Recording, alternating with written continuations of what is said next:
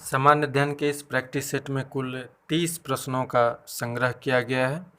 आप हल करके हमें बताइए कमेंट में कि आपने कुल कितने प्रश्नों का सही आंसर किया है। इस वीडियो के अंतर्गत जितने भी प्रश्न हैं वो काफ़ी महत्वपूर्ण है, जिसके परीक्षा में पूछे जाने की काफ़ी संभावनाएं बनी रहती है।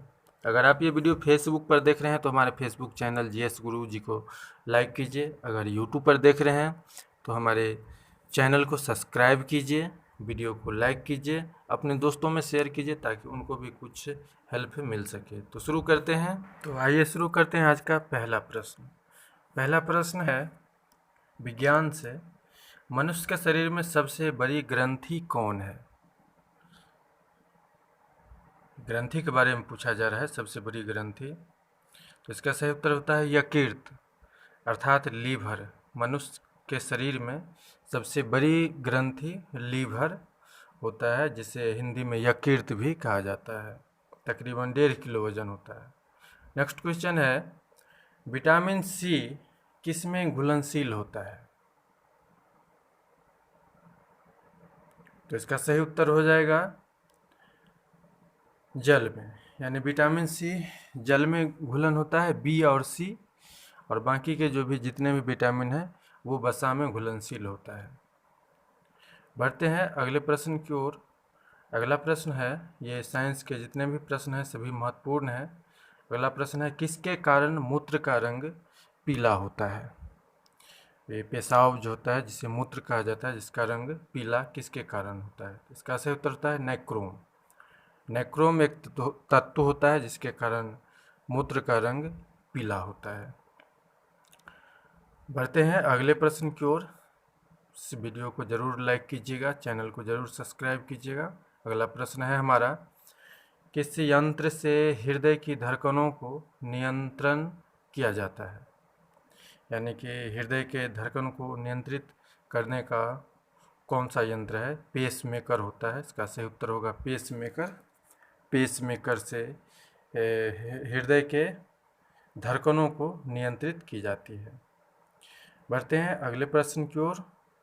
अगला प्रश्न है हमारा, भारत के पहले कंप्यूटर का नाम क्या था? भारत में जब सबसे पहले कंप्यूटर बनाया गया था तो उसका नाम क्या था? इसका सही उत्तर हो जाता है ऑप्शन नंबर 3, सिद्धार्थ। भारत के पहले कंप्यूटर का नाम था सिद्धार्थ। यह शुद्ध भारतीय कंप्यूटर था सिद्धार्थ, जो कि बेंगलोर के एक डाकघर में लगाया गया था 1982 ईस्वी में। अगला प्रश्न है, अंतर्राष्ट्रीय वित्त निगम का IFS, जिसका शॉर्ट फॉर्म होता है, मुख्यालय कहाँ स्थित है? इसका सही उत्तर हो जाएगा ऑप्शन नंबर 1, वाशिंगटन DC में। अमेरिका की राजधानी वाशिंगटन DC में अंतर्राष्ट्रीय वित्त निगम का मुख्यालय स्थित है, जिसको शॉर्ट फॉर्म में IFC कहा जाता है। बढ़ते हैं अगले प्रश्न की ओर। अगला प्रश्न है हमारा, किडनी पंच शब्द का प्रयोग किस खेल में किया जाता है?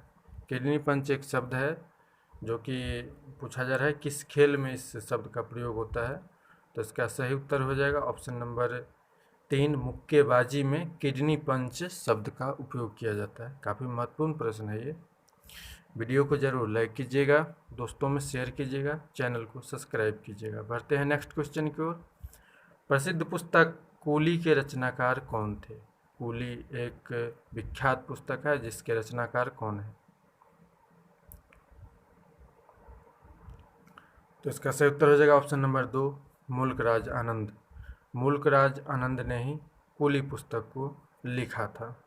बढ़ते हैं अगले प्रश्न की ओर। अगला प्रश्न है हमारा, विश्व जनसंख्या दिवस। विश्व जनसंख्या दिवस किस तिथि को मनाया जाता है? हर साल यह जनसंख्या को नियंत्रण करने के लिए विश्व जनसंख्या दिवस मनाया जाता है 11 जुलाई को। ऑप्शन नंबर 1, 11 जुलाई को हर साल समूचे विश्व भर में विश्व जनसंख्या दिवस मनाया जाता है। बढ़ते हैं अगले प्रश्न की ओर।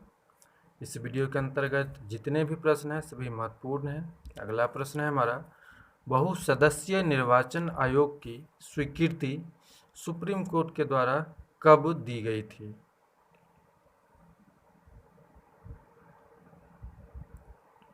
तो इसका सही उत्तर हो जाएगा ऑप्शन नंबर 1, 1995 में सर्वोच्च न्यायालय के द्वारा बहुसदस्यीय निर्वाचन आयोग की स्वीकृति दी गई थी।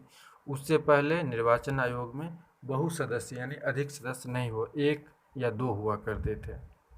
बढ़ते हैं अगले प्रश्न की ओर। अगला प्रश्न है हमारा, 14वें वित्त आयोग के अध्यक्ष कौन है? ये जो 14वां वित्त आयोग 2015 से 2020 तक चलेगा, उसका अध्यक्ष कौन है? तो इसका सही उत्तर हो जाएगा option number 2, YV Reddy. YV Reddy 14वें वित्त आयोग के वर्तमान अध्यक्ष हैं।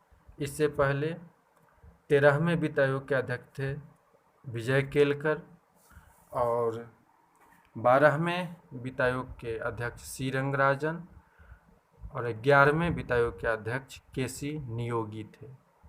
अगला प्रश्न है, हाल ही में किस राज्य क्षेत्र को 6 महीना के लिए अशांत क्षेत्र घोषित किया गया है? करंट अफेयर्स का ये काफ़ी महत्वपूर्ण क्वेश्चन है। इसका सही उत्तर होता है नागालैंड। नागालैंड में अस्पा कानून के तहत नागालैंड को 6 महीना के लिए अशांत क्षेत्र घोषित कर दिया गया है, क्योंकि वहाँ उग्रवाद की समस्या काफ़ी दिनों से बढ़ रही थी। इसी के चलते उसको 6 महीना के लिए अशांत क्षेत्र घोषित किया गया है। अगला प्रश्न है, करंट अफेयर से ही, प्रवासी श्रम आयोग का गठन किस राज्य ने किया है? हाल ही में ये विश्व स्तरीय जो लॉकडाउन हुआ था कोरोना महामारी के चलते, जहाँ तहाँ बेरोजगारी की समस्या उत्पन्न हो गई थी, तो इसका उत्तर होता है छत्तीसगढ़। छत्तीसगढ़ सरकार ने प्रवासी श्रम आयोग का गठन किया है, जिसके तहत दूसरे राज्यों से जितने भी मजदूर आए हैं उनको रोजगार उत्पन्न कराने के लिए के दिशा में यह श्रम आयोग कार्य करेगा। अगला प्रश्न है, BCCI के द्वारा 2020 खेल रत्न के लिए किस क्रिकेटर को नामित किया गया है?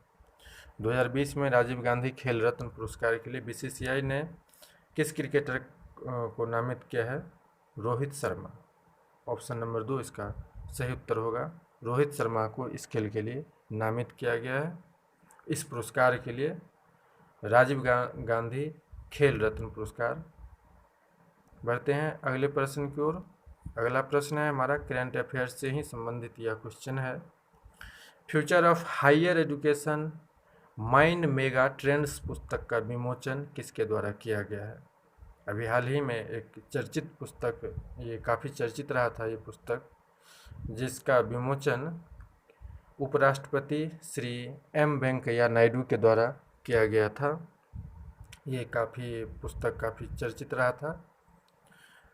परीक्षाओं में पूछे जाने की संभावना बिल्कुल है, चूँकि उपराष्ट्रपति के द्वारा विमोचित किया गया है, इसलिए यह महत्वपूर्ण हो जाता है। अगला प्रश्न है हमारा, भारत सरकार द्वारा फिट इंडिया अभियान के तहत स्कूली बच्चों के लिए कौन सा अभियान चलाया गया है? अभी हाल ही में भारत सरकार ने फिट इंडिया अभियान के तहत स्कूली बच्चों के लिए एक अभियान चलाया है, जिसका नाम आपको बताना है। तो इसका सही उत्तर होता है ऑप्शन नंबर 4, फिट है तो हिट है इंडिया। यह भारत सरकार के द्वारा यह अभियान चलाया गया है स्कूली बच्चों के लिए, फिट इंडिया अभियान के तहत, फिट है तो हिट है इंडिया। बढ़ते हैं अगले प्रश्न की ओर। अगला प्रश्न है हमारा, सोशल डिस्टेंसिंग ऐप सोदार किसके द्वारा लॉन्च किया गया है? हाल ही में कोरोना महामारी के चलते यह ऐप सोदार लॉन्च किया गया है, जिसके तहत गूगल के द्वारा, ऑप्शन नंबर 2, गूगल ने यह ऐप लॉन्च किया था, जिससे सोशल डिस्टेंसिंग मेंटेन करने में सहायता मिलती है। बढ़ते हैं अगले प्रश्न की ओर। अगला प्रश्न है हमारा इतिहास से संबंधित, यह काफ़ी महत्वपूर्ण प्रश्न है, किस गवर्नर जनरल को स्थानीय स्वशासन का जनक कहा जाता है? इसका उत्तर आपको बताना है। तो इसका सही उत्तर होगा option number 2, Lord Irwin. Lord Irwin को स्थानीय स्वशासन का जनक कहा जाता था और लॉर्ड इरविन के समय में ही नियमित जनगणना 1881 से भारत में शुरुआत की गई थी। अगला प्रश्न है, पूना में महिला विश्वविद्यालय की स्थापना किसके द्वारा की गई थी? पूना में सर्वप्रथम महिला विश्वविद्यालय की स्थापना किसके द्वारा की गई थी, इसके बारे में इस प्रश्न में पूछा जा रहा है। तो इसका सही उत्तर होगा option number 2, DK. Curve. DK. Curve ने पूना में महिला विश्वविद्यालय की स्थापना की थी। बढ़ते हैं अगले प्रश्न की ओर। अगला प्रश्न है हमारा इतिहास से ही, जीन कास्टेक्स कहाँ के नए राष्ट्रपति बने हैं? करंट अफेयर्स का यह काफ़ी महत्वपूर्ण प्रश्न है। अभी हाल ही में जीन कास्टेक्स फ्रांस के राष्ट्रपति बनाए गए हैं। फ्रांस के में राष्ट्रपति का चुनाव हुआ है जिसमें जीन कास्टेक्स वहाँ के राष्ट्रपति बनाए गए हैं। अगला प्रश्न है, सैलून एवं ब्यूटी पार्लर में आधार लागू करने वाला पहला राज्य कौन है? तो इसका सही उत्तर होगा ऑप्शन नंबर 2, तमिलनाडु। तमिलनाडु ने सैलून एवं ब्यूटी पार्लर में आने वाले ग्राहकों से आधार लेना अनिवार्य कर दिया है। अगला प्रश्न है, अगर पारा से भरी बाल्टी में सोने के गेंद को रख दिया जाए तो क्या होगा? तो इसका सही उत्तर होगा ऑप्शन नंबर 2, सोना डूब जाएगा। चूँकि सोना का घनत्व पारा से अधिक होता है, इसलिए पारा से भरी बाल्टी में सोना का गेंद रखा जाए तो वह डूब करके तलहटी में चला जाएगा। मंदिर बनाने की कला का विकास किस वंश के शासन में हुआ था? भारत में मंदिर बनाने की कला कब शुरुआत हुई थी, इसके बारे में पूछा जा रहा है। इसका सही उत्तर होता है ऑप्शन नंबर 2, गुप्त काल में मंदिर बनाने की कला का विकास हुआ था, अर्थात गुप्त काल से ही भारत में मंदिर बनने लगे थे। उससे पहले स्तूप बनाए जाते थे मौर्य काल में। अगला प्रश्न है, मोतियों का द्वीप किसे कहा जाता है? काफ़ी महत्वपूर्ण प्रश्न है ये।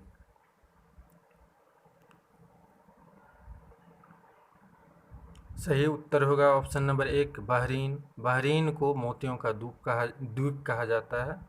तो इस तरह से इस प्रश्न का सही उत्तर होगा ऑप्शन नंबर 1, बहरीन। अगला प्रश्न है हमारा, राज्य पुनर्गठन आयोग के अध्यक्ष कौन थे? राज्य पुनर्गठन आयोग जब बनाया गया था तो उसका अध्यक्ष कौन बने थे, इसके बारे में पूछा गया है। फजल अली, ऑप्शन नंबर 1 इसका सही उत्तर होगा। फजल अली को राज्य पुनर्गठन आयोग का अध्यक्ष बनाया गया था। नेक्स्ट क्वेश्चन है, बिना ताज का बादशाह किसे कहा गया था? काफ़ी महत्वपूर्ण प्रश्न है। तो इसका सही उत्तर होगा ऑप्शन नंबर 2, सुरेंद्रनाथ बनर्जी को बिना ताज का बादशाह कहा जाता था। बढ़ते हैं अगले प्रश्न की ओर।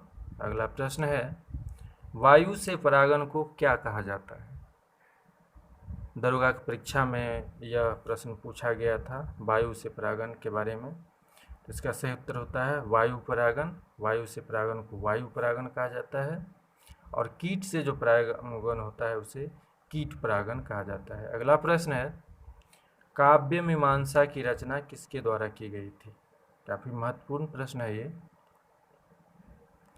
तो इसका सही उत्तर होगा ऑप्शन नंबर 2, 3, राजशेखर। राजशेखर के द्वारा काव्य मीमांसा की रचना की गई थी। बढ़ते हैं अगले प्रश्न की ओर। अगला प्रश्न है, दशावतार मंदिर कहाँ स्थित है? ये दशावतार मंदिर मध्य प्रदेश में है। इसका सही उत्तर होगा ऑप्शन नंबर 1, देवगढ़। मध्य प्रदेश के झांसी में स्थित यह दशावतार मंदिर है। परीक्षाओं में पूछे जाते रहते हैं। अगला प्रश्न है, हाल ही में किस देश ने भारत के काला पानी क्षेत्र पर अपना दावा किया है? करंट अफेयर्स का यह प्रश्न है। तो इसका सही उत्तर हो जाता है ऑप्शन नंबर 3, नेपाल ने भारत के काला पानी क्षेत्र पर अपना दावा किया है। लिपुलेख दर्रा के पास यह काला पानी क्षेत्र स्थित है। अगला प्रश्न है, फ्लिपकार्ट ने किस कंपनी के साथ हाल ही में समझौता किया है? तो इसका सही उत्तर होता है विशाल मेगा मार्ट, ऑप्शन नंबर 1। विशाल मेगा मार्ट के साथ फ्लिपकार्ट ने बिजनेस संबंधी समझौता किया है।